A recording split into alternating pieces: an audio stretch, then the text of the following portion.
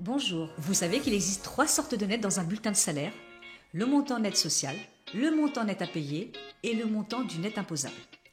Nous avons déjà parlé du montant net social dans un précédent podcast. Aujourd'hui, nous allons nous focaliser sur le montant net à payer et le montant net imposable. Je suis Fatim Berchek, dirigeante de Happy Pay.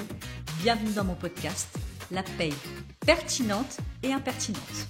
De quoi s'agit-il ? Le montant net à payer est le montant que le salarié touche à la fin du mois avant de payer l'impôt sur le revenu. Pour nous, les gens de la paye, on peut l'appeler aussi le montant net à payer avant impôt. Comment on va le déterminer ? On va d'abord partir du salaire brut total, donc en haut du bulletin de salaire, moins les cotisations salariales, plus les éléments de rémunération non soumis à cotisation, tels que des remboursements de frais de transport, la part salariale des tickets restaurants, des indemnités journalières de sécurité sociale, la médaille du travail. Moins les acomptes. Acomptes, ce sont les avances sur salaire qu'on effectue dans le mois en cours. Moins les oppositions. Les oppositions, c'est toute la partie saisie sur rémunération que nous recevons via le Trésor public. Moins les avantages en nature et moins le prélèvement à la source. Rappelez-vous, le prélèvement à la source a été mis en place au 1er janvier 2019. Une fois qu'on détermine ce montant-là, après toutes ces soustractions et additions, cette somme, nous allons l'appeler le montant net à payer après prélèvement à la source. Maintenant, je vais vous prendre un petit exemple. Lorsque vous embauchez un salarié lors de l'entretien d'embauche, généralement, les employeurs proposent toujours une rémunération exprimée en brut. Mais pour déterminer un salaire net, il faut d'abord calculer un taux de charge salariale. Attention, ce taux de charge est différent en fonction de votre structure, donc de votre entreprise, et en fonction de votre convention collective. Pourquoi ? En fait, chaque entreprise est rattachée à une convention collective. Celle-ci peut déterminer des taux de prévoyance et de garantie de frais de santé, autrement dit mutuels, différentes d'une convention à une autre. C'est pour ça qu'on parle de taux spécifiques au dossier. De la même façon, en fonction du statut, si votre collaborateur est un cadre ou non cadre, vous n'aurez pas le même taux de salarial. Donc, mon conseil, ce que je peux vous proposer, c'est d'abord de déterminer un taux de charge moyen. Vous partez d'un exemple d'un salarié qui à peu près a une rémunération proche du nouvel arrivant, avec un statut à peu près correct, donc non cadre ou cadre. Vous prenez ce taux de charge et ce taux de charge, vous l'appliquez au montant brut que vous avez négocié lors de cet entretien. Ça vous donnera un montant net à payer. Et ce montant net, c'est ce qui va se rapprocher le plus de la réalité de votre vie de salarié. Donc nous venons de voir le montant net à payer. Maintenant, zoomons sur le net imposable. De quoi s'agit-il ? Le montant net imposable est le revenu qui est soumis au barème progressif de l'impôt sur le revenu. Cette notion est purement fiscale et on peut la retrouver sur un bulletin de salaire tout en bas dans les colonnes de cumul. On peut également retrouver dans le bulletin de salaire le cumul du net imposable au 31 décembre, c'est-à-dire qu'on a fait l'addition des montants net imposables additionnés depuis le 1er janvier et c'est celui-ci qui va déterminer votre barème d'imposition pour l'impôt sur le revenu. Nous, en tant qu'employeurs, nous transmettons ce montant tous les mois via la DSN mensuelle à l'administration fiscale. Donc, nous sommes employeurs. Tous les mois, nous envoyons cette information à l'administration fiscale. L'administration fiscale reçoit cette information. Elle pré-remplit votre déclaration d'impôt. Donc, le troisième maillon de la chaîne, c'est le collaborateur qui, lui, au moment de sa déclaration d'impôt, va venir vérifier ce montant qui a été déclaré par l'employeur. Comment est calculé ce montant net imposable ? Il y a 2 façons de faire. On va commencer par la première. On va partir donc du montant salaire net à payer en bas de bulletin de salaire. On va lui rajouter les IJSS. Attention, les IJSS, on peut les rajouter que pendant les 60 premiers jours. Rappelez-vous qu'à partir du 61e jour, c'est la CPM qui transmettra cette information à l'administration fiscale. Donc, on repart de notre salaire net à payer, plus les IJSS, plus les avantages en nature, plus la CSG non déductible et CRDS non déductible, et plus la part patronale de mutuelle. Ça, c'est la première méthode. On est parti par le bas du bulletin. La deuxième méthode, c'est de partir du brut. Donc le brut total, moins les cotisations salariales, plus la CSG-CRDS non déductible à 2,90%, plus les IJSS net pendant 60 jours, et plus la part patronale de mutuelle. Je vais revenir sur 2 sujets, la mutuelle et la CSG. Premièrement, la mutuelle. Faites très attention au taux de charge patronale. Généralement, dans les entreprises, nous sommes à 50% en part salariale, 50% en part patronale. J'ai remarqué, mais de suite à mes différentes expériences, que nous avions des entreprises qui dépassaient ce fameux taux de 50%. Le risque pour le collaborateur, c'est que d'une certaine manière, vous lui augmentez son revenu fiscal avec cette part de mutuelle. Si vous prenez une charge à 100%, je vous prends un exemple, votre mutuelle vaut 200 €. Vous prenez en charge à 100% la part de mutuelle, donc 200 €, qui viennent se rajouter à la base fiscale de l'imposition. Et là où ça m'embête le plus, c'est qu'en fait, on vient poser une imposition sur quelque chose qu'on ne perçoit pas. L'impôt sur le revenu, c'est bien sur des revenus d'activité, sur des choses qu'on touche suite à un contrat de travail, suite à d'autres revenus. Là, vous voyez bien que le fait d'augmenter la base suite à la part patronale, le risque qui peut arriver pour votre collaborateur, c'est qu'il change de tranche d'impôt. Donc, mon conseil, c'est quand même de rester à des parts de mutuelle à 50%. Il y a d'autres façons en fait pour améliorer la rémunération des salariés que de venir toucher à la mutuelle. Vous pouvez améliorer les garanties dans la mutuelle, mais rester toujours avec ce taux de charge de 50%. Le deuxième sujet, c'est la CSG-CRDS. Donc nous allons faire un petit peu d'histoire. La CSG-CRDS, elle s'est faite en 2 étapes. On va commencer par la CSG. La CSG a été mise en place en 1991 dans le Code de sécurité sociale par le Premier ministre Michel Rocard. Que veut dire la CSG ? C comme contribution. Qui dit contribution dit impôt. S comme social. Oui, puisque cette contribution finance la protection sociale. G comme généralisé, puisqu'elle est généralisée à tous les revenus.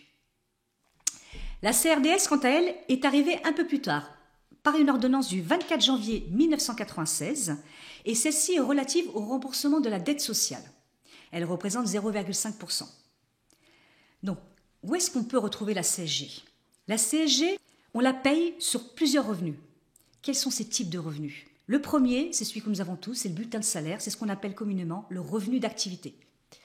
Le deuxième revenu qui peut nous intéresser, c'est ce qu'on appelle le revenu de remplacement. Le revenu de remplacement, c'est par exemple, vous êtes en arrêt maladie, vous touchez des indemnités journalières de sécurité sociale, à ce moment-là, c'est un revenu de remplacement. Vous êtes au Pôle emploi, vous êtes chômeur, donc vous touchez des allocations de chômage, les fameuses ARE, celles-ci sont aussi soumises à CSG. Mais le taux de la CSG n'est pas le même que pour un revenu d'activité. Un revenu d'activité, nous sommes à 9,20%, plus la CRDS à 0,50, ça fait un taux de 9,70%. Quand nous sommes en revenu de remplacement, nous avons un taux de CSG de 6,20, auquel il faut rajouter les fameux 0,5 de la CRDS, donc on est à un taux global de 6,70. Donc vous voyez que déjà il y a une différence entre un revenu qu'on perçoit suite à un travail et un revenu suite à un problème de santé ou d'une perte d'emploi. Le deuxième, c'est le revenu sur les patrimoines.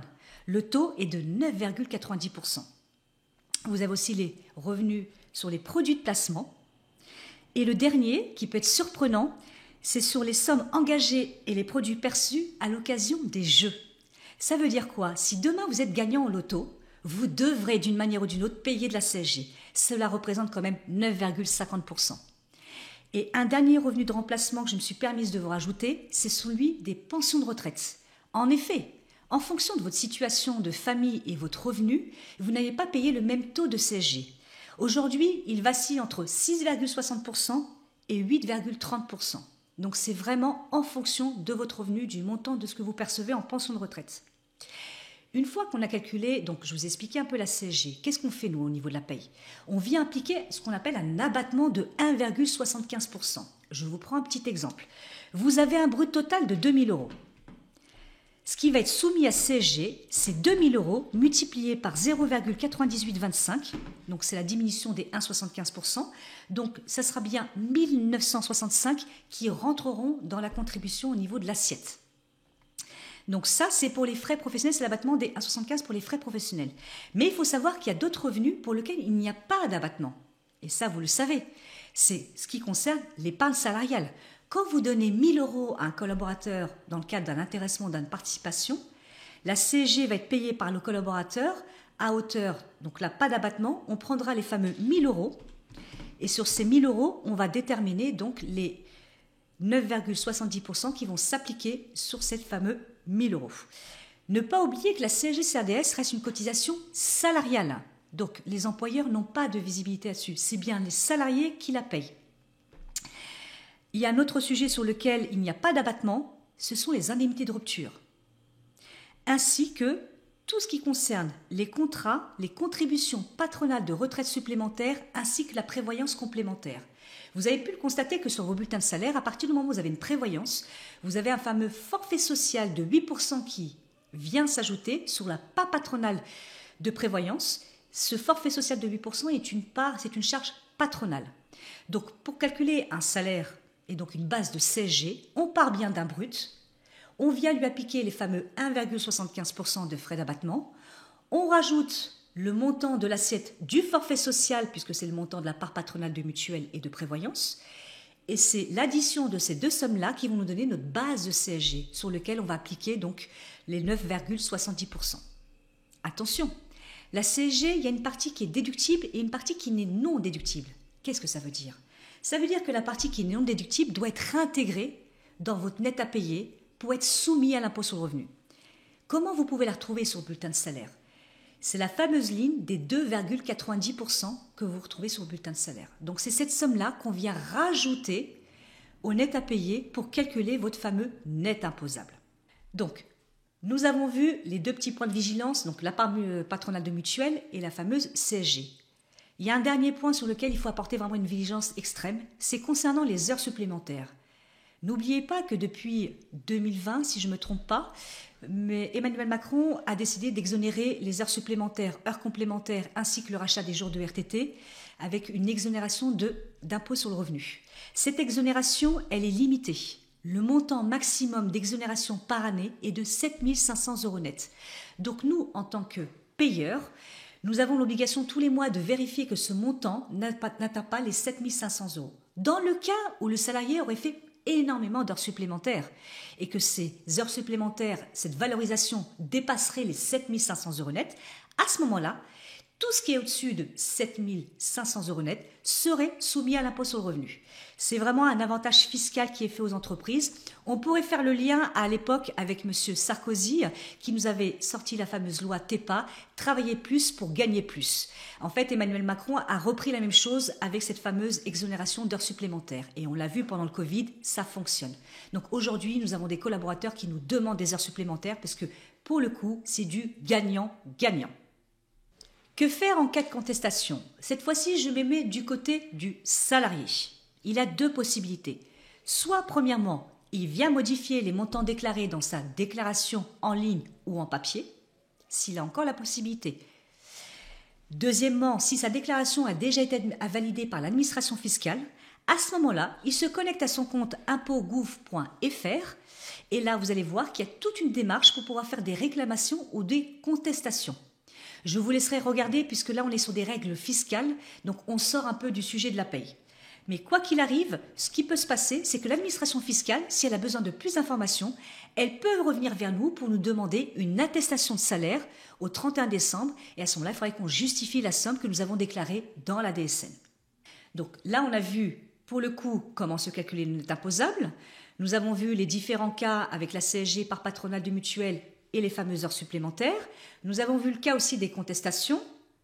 Ce que je peux vous donner comme conseil, ça serait bien qu'en avril, les services de paye et les services RH proposent une campagne d'information auprès de leurs collaborateurs dans lequel on va transmettre un document qui reprend le montant du net imposable au 31 décembre qui est à déclarer, ainsi que le montant des heures supplémentaires, heures complémentaires et RTT exonérés.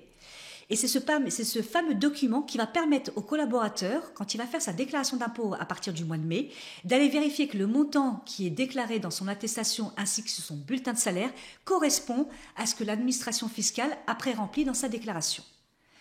Donc, vous comprenez que derrière un bulletin de salaire se cache une personne et que nous devons les accompagner en toute bienveillance afin que vous puissiez, vous, payeurs, contribuer à une expérience collaborateur d'excellence.